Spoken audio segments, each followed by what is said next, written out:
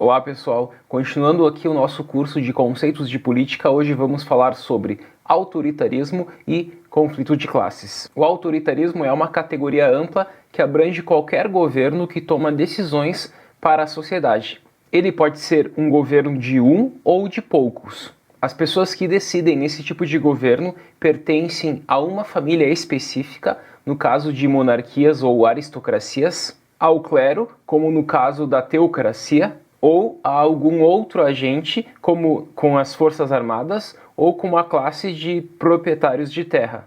Alguns governos podem exercer um controle brutal sobre a população, já outros podem ter uma aparência mais democrática. E esses com a aparência mais democrática até podem deixar que grupos políticos se formem, mas de fato eles não têm um poder de atuação. E até eles podem realizar eleições fraudulentas, cujo resultado sempre favorecerá o poder governante. Para saber se um governo é autoritário ou não, nós devemos fazer a seguinte pergunta: o governo leva em consideração os interesses dos cidadãos? Quando os que governam não prestam contas ao povo, isso significa que esse governo é autoritário. Comumente nós associamos o autoritarismo com o nazismo de Hitler. E também é importante destacar que não é porque um governo possui eleição que ele pode ser configurado como democrático.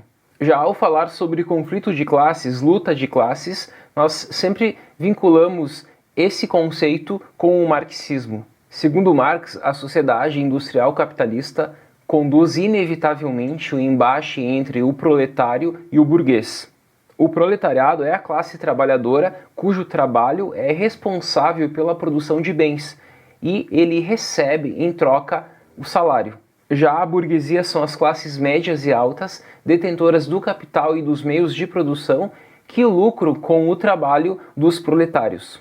Marx e Engels, na obra O Manifesto Comunista, diziam que a burguesia não pagava de forma justa o trabalho do proletário. A burguesia pagava apenas uma fração do verdadeiro valor do trabalho, embolsando a diferença. E essa relação econômica se dava via uma exploração. E segundo Marx e Engels, o proletário deveria ser o dono dos meios de produção. Por quê? Porque assim ele colhia os lucros e eliminava o intermediário, o burguês. Para que isso acontecesse, seria necessário uma mudança radical e revolucionária, tanto no Estado como na sociedade. E assim expropriar da burguesia as suas propriedades e assegurar que o Estado não interferisse para assegurar as suas posses. Portanto, o conflito de classes ocorre quando aqueles que fazem todo o trabalho se revoltam contra aqueles que possuem os meios de produção. O capitalismo é um modo de produção em que os meios de produção pertencem a uma elite. E isso é o que gera a luta de classes. E por meio da luta de classes, segundo Marx, irá surgir a demolição total do capitalismo. Com o fim do capitalismo surgirá o socialismo, que é esta ditadura do Estado, para por fim chegar o comunismo. Então, segundo Marx, nós temos esse estágio da passagem do capitalismo para o socialismo até atingirmos o comunismo.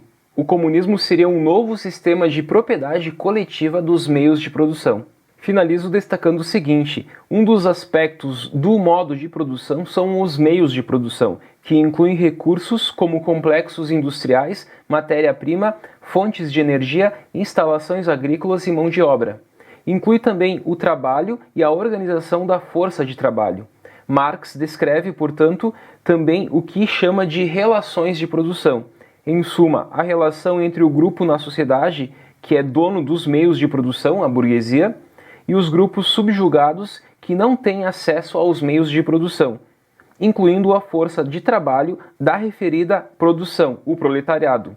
Marx sustenta que a história da sociedade humana surge da interação entre o modo de produção e as relações de produção. Vimos nesse vídeo dois conceitos: o autoritarismo, que é um governo de um ou de poucos, que não leva em consideração a vontade do povo, e conflito de classes, que ocorre quando aqueles que fazem todo o trabalho se revoltam contra aqueles que possuem os meios de produção. Até mais!